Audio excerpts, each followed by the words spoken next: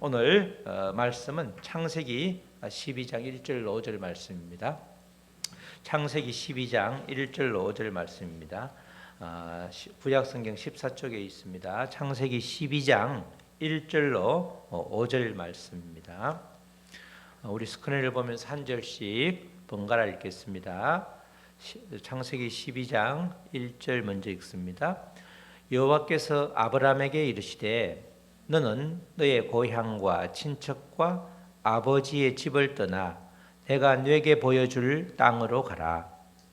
내가 너로 큰 민족을 이루고 내게 복을 주어 내 이름을 창대하게 하리니 너는 복이 될지라.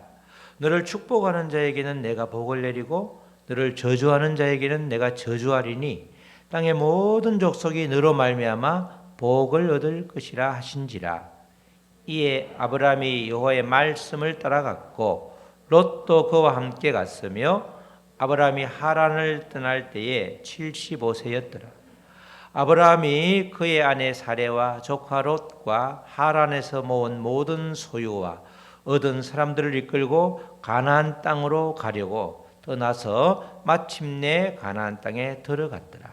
이런 말씀입니다. 하나님의 말씀을 우리가 12장을 읽었는데 많이 알려진 말씀이죠. 자, 우리 오늘 제목은 너는 복이 될지라. 하나님께서 우리에게 말하는 거죠. 다 같이 너는 복이 될지라. 창세기 11장까지는 아브라함 이전의 역사를 다루고 있죠. 그래서 이 창세기 11장까지를 전 역사 또는 원 역사라고 합니다. 원 역사. 특별히 하나님께서 1장 2장에서 천지를 창조하시고 그리고 3장에 이 첫사람 아담 부부로 인해서 죄가 들어오게 되죠. 죄가 들어오면 가장 심각한 것이 하나님과의 관계가 끊어지는 거죠. 그래서 나중에 우리가 구원받았다 이렇게 말할 때는 하나님과의 관계가 다시 이어졌다. 누구로 인해서? 예수 그리스도로 인해서. 그래서 예수 그리스도가 구원자가 되시는 거죠. 그리고 나서 이제 첫사람 아담으로 인해서 들어온 죄가 지금 오미크론보다 훨씬 더 전염력이 강하잖아요. 그래서 온 천지를 죄악이 관영한 가득한 세상이 됨으로 인해서 결국 노아 가족을 제외한 모든 호흡 있는 자를 멸절시키는 하나님께서 이 사람을 만드신 것을 한탄하시면서 오히려 홍수로 심판하는 그런 이제 일이 벌어지죠.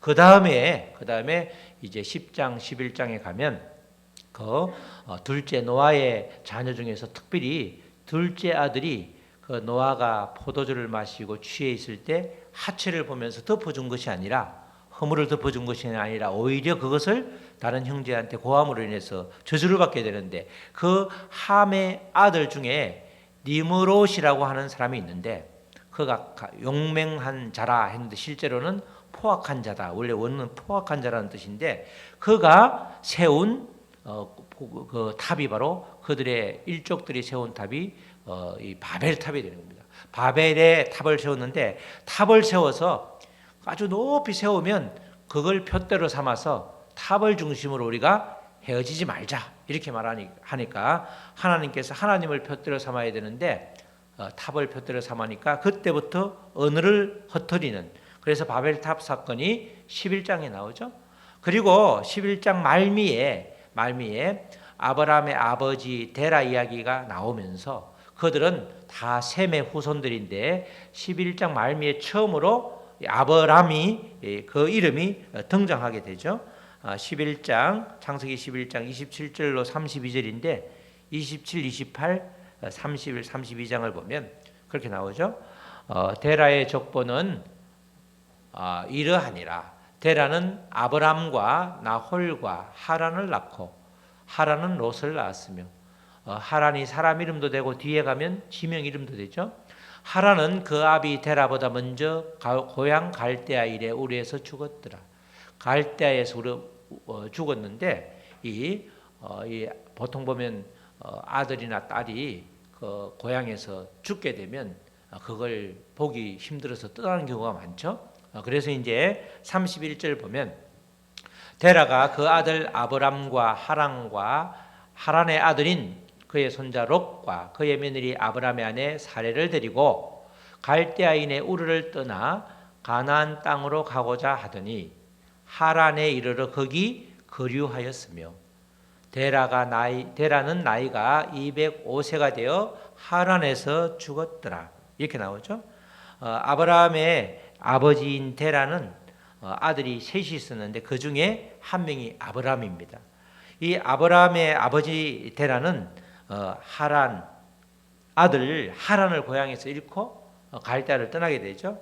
우리가 그 지도를 보면 지도에 그렇게 나오죠. 이 지도에 보면 중간에 글씨가 잘 안 보이는데 저쪽에 페르시아만 쪽에 있는 게 우르예요.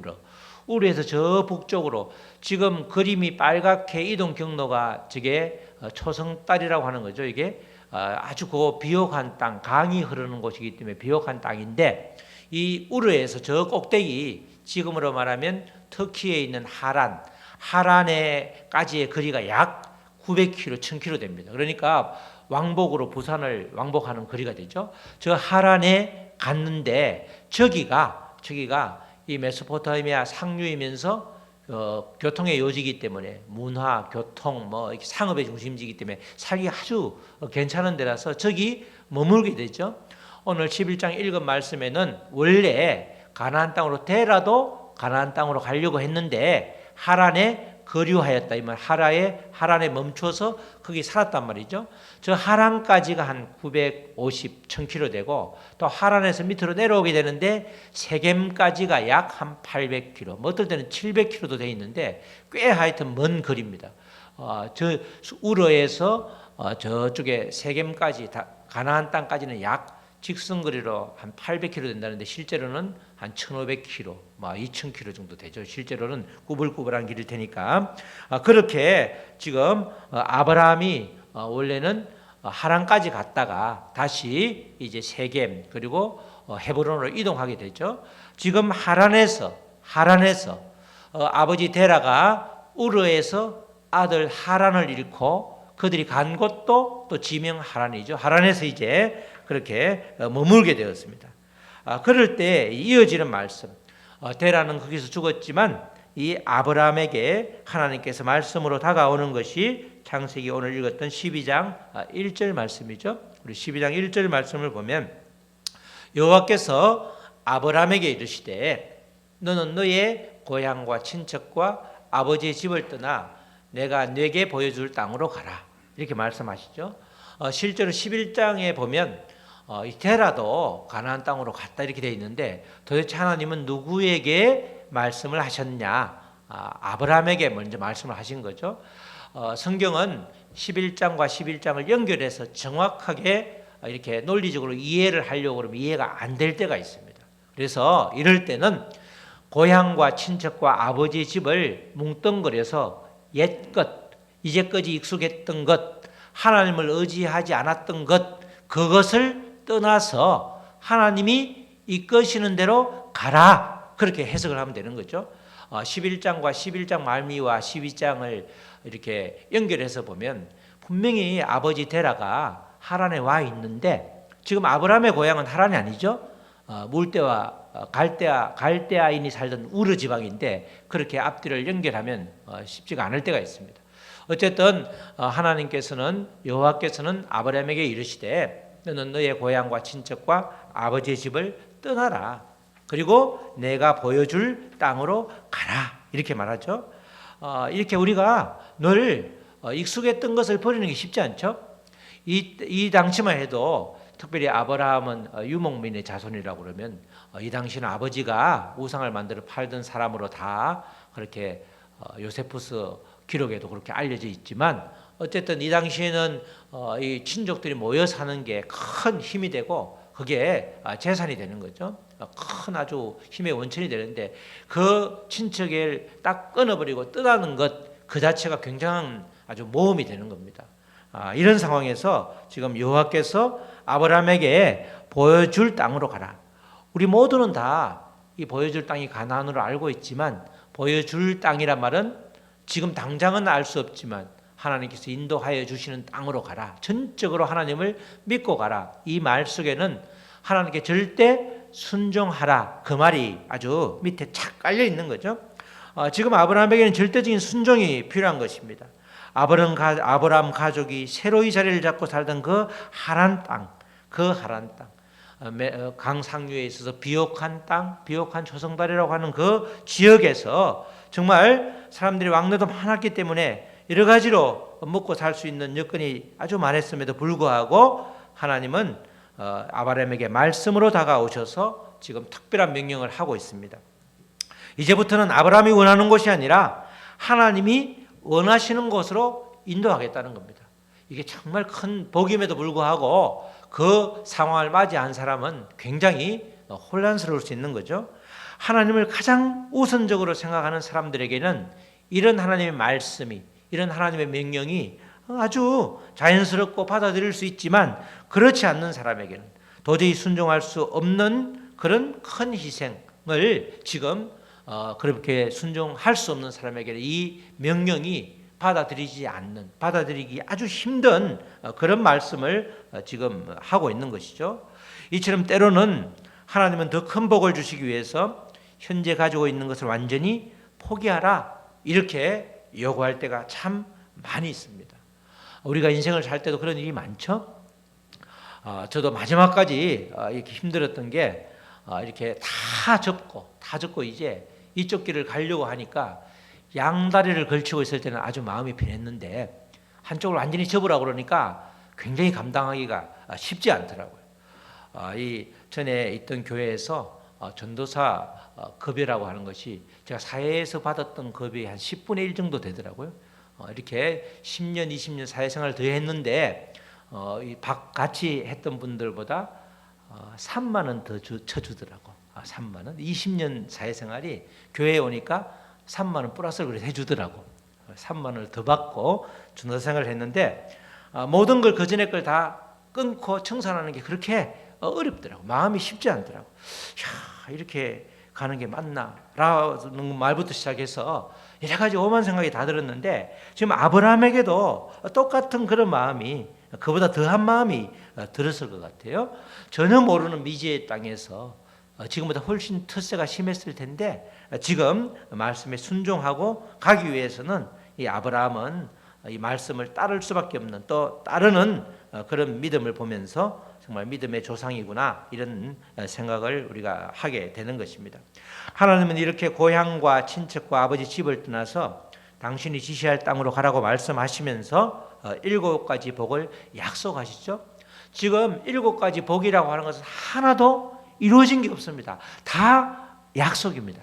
이 약속을 붙잡고 가면 그 약속이 이루어지는 것이고, 이 약속을 붙잡지 않고 그냥 이렇게 밀어내면 전혀 약속이 이루어질 수 없는 말 그대로 약속입니다.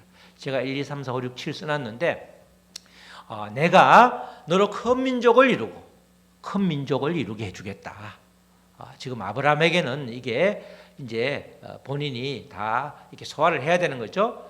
내게 복을 주겠다.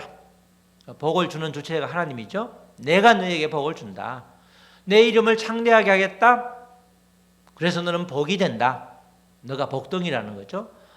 개역 성경에는 그 전에는 복의 근원이라고 그러는데 지금은 복이 될지라. 너가 바로 복이다. 너를 축복하는 자에게는 내가 복을 내리고, 항상 나는 너 편이라는 거죠. 너를 저주하는 자에게는 내가 저주하겠다. 너가 갚으려고 하지 마라. 내가 저주할 거야. 내가 한다. 내가 땅의 모든 족속이 너로 말미암아 복을 얻을 것이다. 너는 복의 통로를, 네가 복의 통로다. 이렇게 하는 거죠. 이렇게 하나님께서 이 한마디 한마디를 말씀을 하시면서 실제로 이렇게 나누어 보면 7가지 복이다, 이렇게 말할 수 있죠.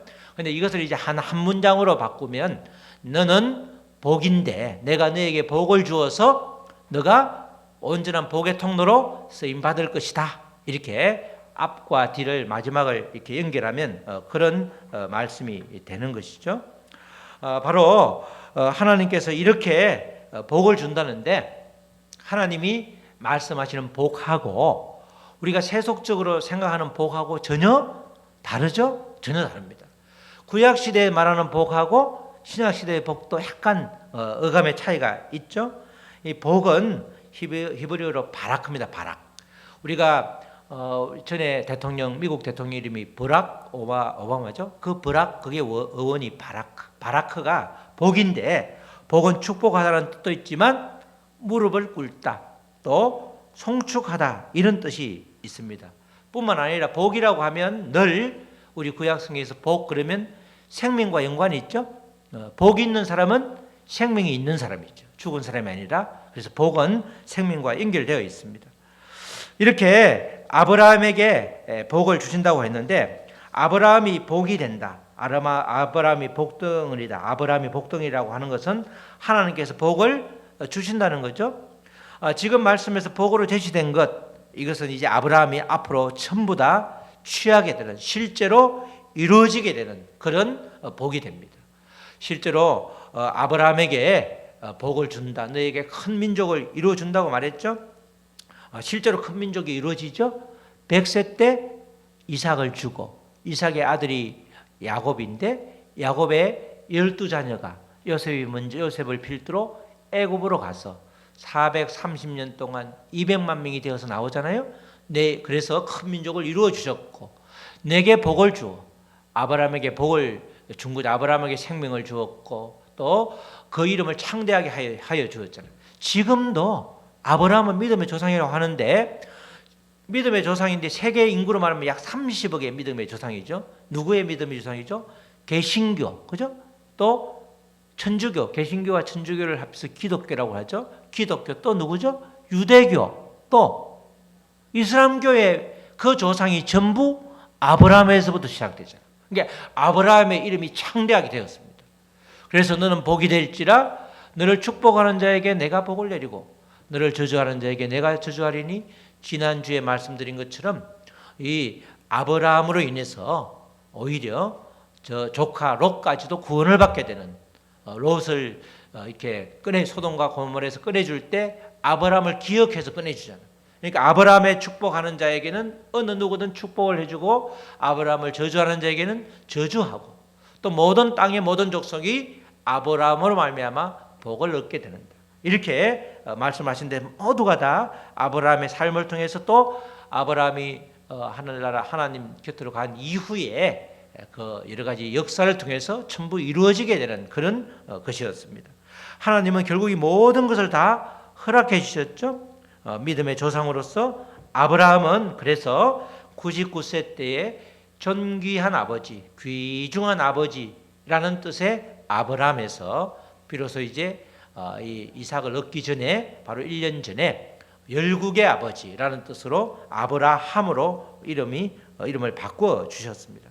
특별히 여기서 우리가 복을 7가지를 다 이야기하는 것이 아니라 주목하고자 하는 것은 하나님께서 아브라함에게 복을 주셨는데 그 복의 출발점이 하나님의 말씀에서 시작되었다는 것입니다. 아브라함이 복인 것처럼 믿음의 사람들은 다 각자가 복인데 바로 이 복은 하나님의 말씀에서 시작되었죠. 1절 말씀이 시작이 바로 그겁니다. 1절 말씀에 우리가 다시 한번 1절 말씀을 보면 그렇죠. 우리 1절 말씀을 보면 어떻게 나오죠? 1절 말씀을 보면 우리 1절 말씀을 한번 돌아가 보시겠습니다. 여호와께서 그죠? 아브라함에게 이르시되 그 뒤에 나오는 이야기가 있지만 결국은 여호와께서 뭐죠? 이르시되 여호와께서 말씀하셨다는 거죠. 하나님께서 말씀하신 것 그게 가장 큰 복인 거죠. 하나님께서 말씀하셨다는 것. 그래서 모든 복의 출발점은 하나님의 말씀이다. 이렇게 보는 것이 아주 정확한 것입니다. 이 구약 시대에서는 가장 큰 복이 하나님의 말씀, 하나님의 말씀이 들리는 게 그래서 복인 거죠. 그래서 이스라엘 백성들도 자녀들을 키울 때 들으라, 샴마, 들으라 이렇게 시작하잖아요. 하나님의 말씀을 들으라는 거죠. 사실 신약 시대 때는 가장 큰 복이 예수 그리스도를 믿는 거죠. 예수 그리스도가 우리 요한복음에서는 말씀이신 예수 그리스도잖아요. 말씀이 육신이 되신 분이 예수 그리스도잖아요. 그러니까 결국은 신약 구약 다 결국 가장 큰 복은 말씀이 들리는 것, 말씀에서부터 시작되는 것이 가장 우리의 복의 아주 기본이 되는 것입니다. 아브라함이 복인 것처럼 우리 믿음의 사람도 모두가 다 복인 거죠. 다른 쉽게 말하면 복덩어리라는 거죠. 우리가 복덩이 한 사람으로 인해서 가정도 교회도 우리가 있는 삶의 자리에서도 살아날 수 있는 것입니다. 왜냐하면 복덩어리는 생명 덩어리이기 때문에 그런 것이죠. 말씀이 생명이기 때문에 말씀의 사람, 말씀으로 시작된 복덩이는 생명 덩어리일 수밖에 없기 때문에 어디를 가도 그 복덩어리로 인해서 생명이 살아나게 되는 겁니다. 하나님이 주신 복을 받은 사람은 인격적으로 하나님을 만나게 되면 그 복을 누릴 수 있는 거죠. 그리고 복을 받은 사람은 다 무릎을 꿇는 사람이죠. 아까 복 바라크가 무릎을 꿇다는 말이 있다고 그랬죠. 뜻이 복이란 말에 무릎 꿇다는 뜻이 있기 때문에 복 받은 사람일수록 더욱 하나님께 무릎을 꿇는 사람이 되는 겁니다. 하나님께 무릎 꿇으면 자연스럽게 회개하게 되는 거죠. 생명의 열매를 맺지 못함도 회개하게 되고 말씀에 온전히 순종하지 못함도 회개하게 되고 또 하나님의 방법대로 살지 못함도 회개하게 되는 것입니다. 사랑이 없이 행한 모든 것도 우리가 회개해야 되는 거죠. 뿐만 아니라 복받은 사람은 나보다 남을 더 귀하게 여기는 삶을 살아가야 되는 것입니다. 우리가 무릎을 꿇게 되면 그것이 우리에게 다가오죠. 우리가 구약 성경을 보면서 굉장히 큰 분수령, 은혜가 되는 말씀이 바로 유다 이야기죠. 우리가 요셉 이야기가 대부분 우리가 족장 이야기할 때 유다 이야기는 딱 한 장밖에 안 나오잖아요. 29장인가요? 딱 한 장 나오는데 그 이야기도 은혜가 넘치는 이야기가 아니죠. 며느리 다말을 범하고 나서 다말이 돌에 아주 맞아서 쳐 죽일 그 위기에 있을 때 유다가 나서잖아. 내가 그 범인이다. 그 며느리 다말이 옳다고 말하잖아요. 바로 그것. 다말에게 핑계를 대지 않고 모든 것을 유다 탓으로 여긴 것. 그 고백, 그 용기로 인해서 유다의 자손 중에서 예수 그리스도가 태어나죠. 그래서 우리가 무릎을 꿇으면 모두가 다 내 탓으로 고백을 하는 거죠. 그게 복받은 사람이에요. 복받은 사람은 모든 것을 다 내 탓으로 고백하는 겁니다. 옆에 있는 사람 탓이 아니고 내 탓이야, 내 탓. 다른 사람에게 핑계를 대는 것이 아니라 내 탓으로 여길 줄 아는 것, 그것이 바로 복받은 사람의 열매가 되는 겁니다. 정말 우리는 과연 하나님이 허락한 복덩이로서의 사명을 잘 감당하고 있는지 늘 우리가 뒤돌아봐야 되는 거죠. 온전한 복의 통로로 역할을 잘 감당하는 우리인지, 정말 우리가 가는 곳마다 사망의 세력이 물러가고 생명의 세력이 움켜서 정말 그 있는 곳이 다 생명으로, 사망으로 초토화되는 것이 아니라 생명으로 완전히 다 이렇게 무럭무럭 일어나는지 자라는지 그것을 보면서 정말 내가 과연 복덩이, 복으로서의 말씀 받은 자로 복덩이로서의 삶을 살고 있는지, 복을 누리고 있는지 잘 점검을 해봐야 된다는 것입니다. 아브라함은 하나님께서 말씀하신 그 약속을 믿고 순종함으로 반응을 하였습니다. 말씀에 순종하여서 지금 머물던 곳을 떠났고 하나님의 인도하심으로 가나안 땅에 입성을 했습니다. 우리 창세기 12장 4절과 5절 말씀이 그런 말씀이죠.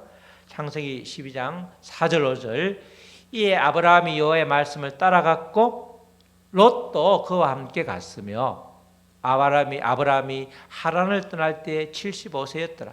결국 무엇을 따라갔습니까? 여호와의 말씀을 따라간 겁니다. 절대 순종을 하고 있는 거죠.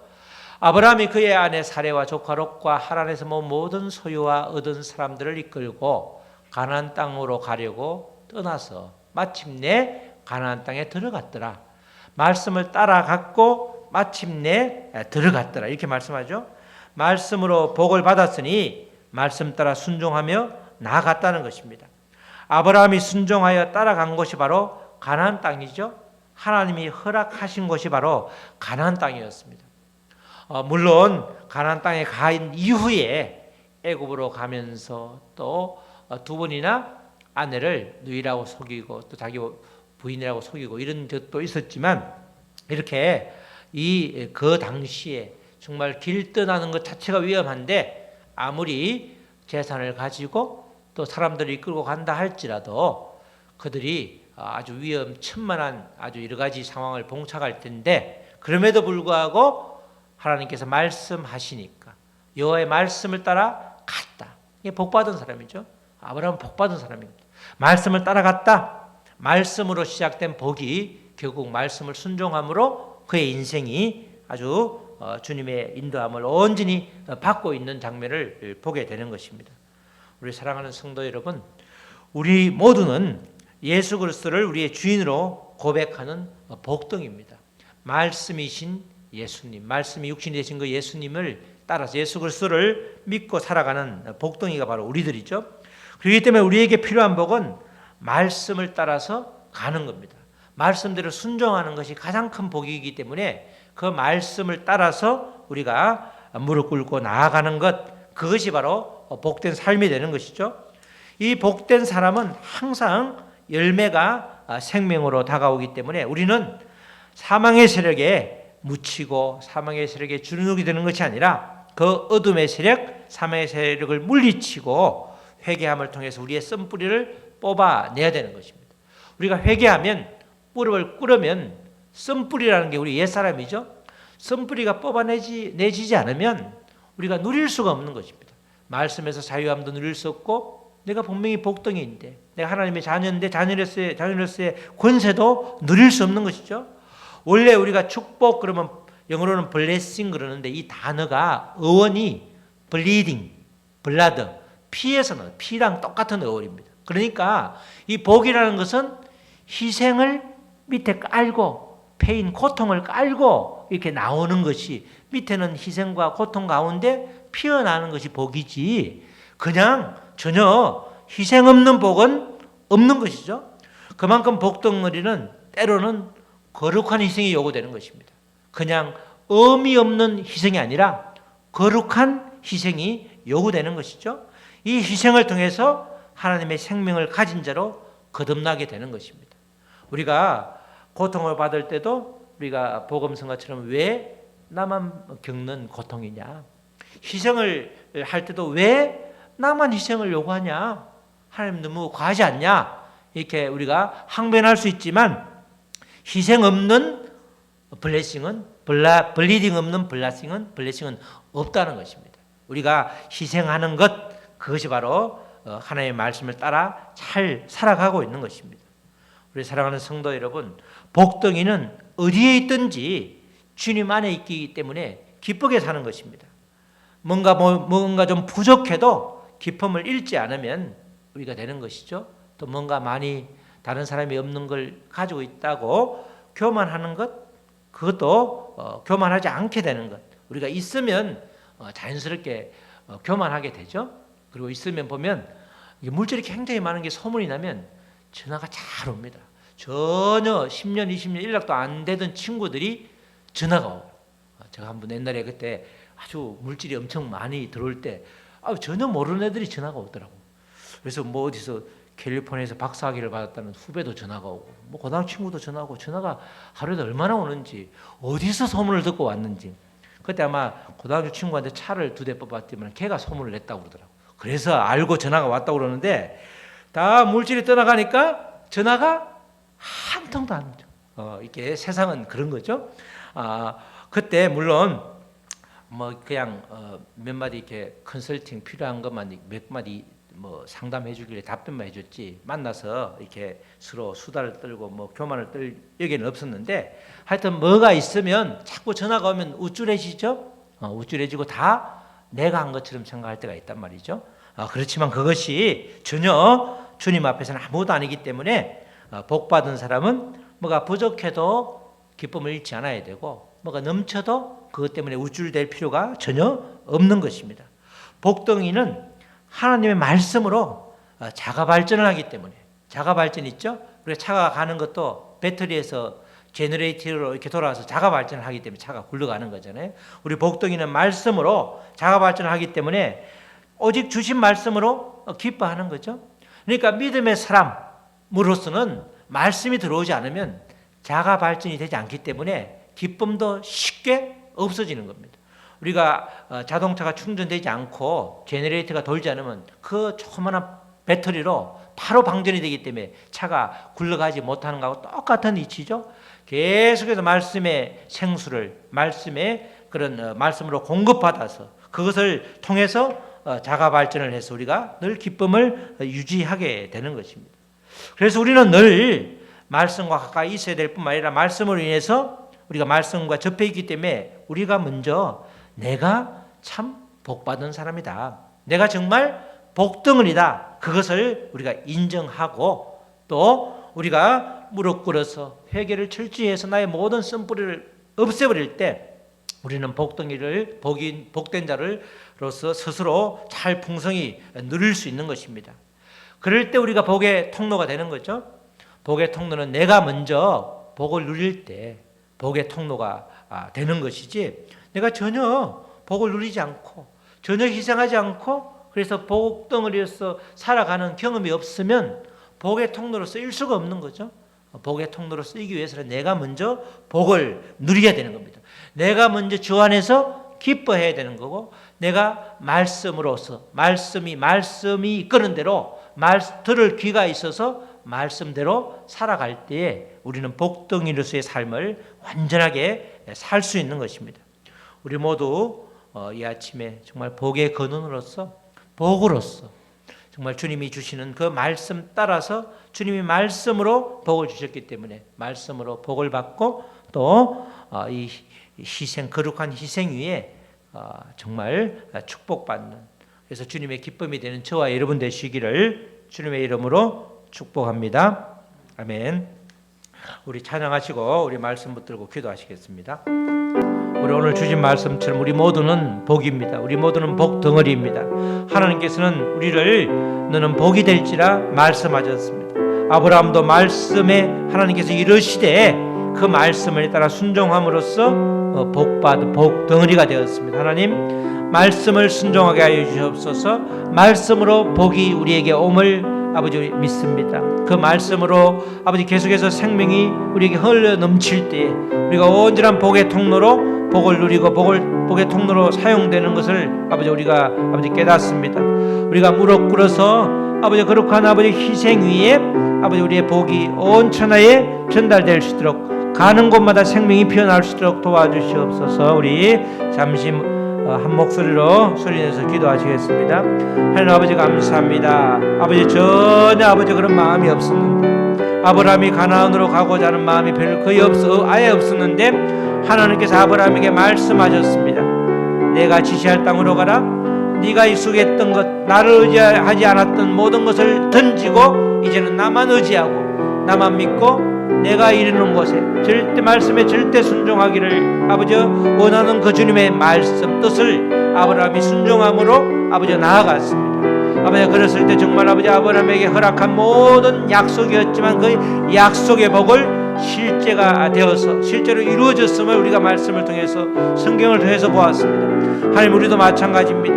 하나님 계속해서 하나님께서 말씀해 주시면 그 말씀을 아버지 들을 수 있는 또 그 말씀을 삶으로 살아낼 수 있는 아버지 영적인 아버지 힘을 주시고 아버지 말씀에 의지해서 나아가게 하시고 순종하게 하시고 아버지 무릎 꿇게 하셔서 우리가 아버지 거룩한 희생이 내가 있는 모든 곳 내가 가는 곳마다 아버지 생명이 살아나는 귀한 역사가 있게 하여 주시옵소서. 나 때문에 아버지 사망의 세력이 득세하지 않도록 도와주시고 나로 인하여 모든 아버지 주변에 있는 분들이 복을 받는 복의 통로로 사용될 수 있도록 도와주시옵소서. 하나님 아버지 감사합니다. 아브라함에게 아버지 하나님께서 너는 복이 될지라 내가 너에게 복을 줄 테니 너는 복이 되어라. 그리고 너는 복의 통로로 사용되어라고 말씀하십니다. 아버지 말씀을 통해서 복을 주셨고 말씀을 통해서 복덩이가 되었습니다. 아버지 우리도 마찬가지입니다. 하나님 우리에게 하나님께서 말씀하여 주신 그 말씀의 생수를 붙들고 아버지 우리의 모든 쓴뿌리를 무릎으로 아버지 캐내게 하시고 아버지 우리에게 아버지 거룩한 희생의 복을 주셔서 이제 모든 것이 너 탓이 아니라 내 탓으로 여기는 그래서 나보다 남을 더 귀하게 여기는 믿음의 행보를 걸어갈 수 있도록 주여 도와주시옵소서. 주님께서 너는 복이 될지라 이 말씀을 붙잡고 내가 복임을 다시금 깨닫고 복을 누리는 그래서 이 땅을 살아갈 때 정말 모든 주변이 천국이 될 수 있도록 하나님 나라가 될 수 있도록 우리를 사용하여 주시옵소서. 감사하며 이 모든 말씀 예수 그리스도의 이름으로 기도드렸습니다. 아멘.